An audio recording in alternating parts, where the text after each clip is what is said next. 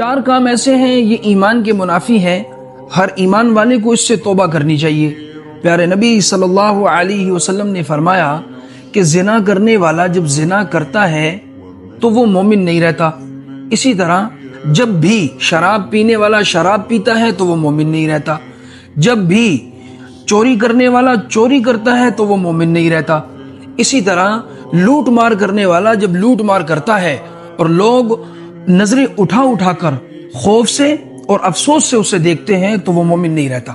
تو میرے بھائیو دوستو، ایک تو ان سے ہمیں توبہ کرنی چاہیے اور اس پیغام کو ہر مسلمان تک پہنچانا چاہیے، کیونکہ پیارے نبی صلی اللہ علیہ وسلم کا فرمان ہے کہ اللہ پاک روشن رکھے اس شخص کا چہرہ جو میری حدیث کو سنے اور اس کو آگے پہنچائے۔ اگر میرے آپ کے ایک شعر سے کوئی بھائی اس کو کرنے والا بن گیا، ان گناہوں سے توبہ کرنے والا بن گیا، یہ میری آپ کی نجات کے لیے کافی ہو جائے گا۔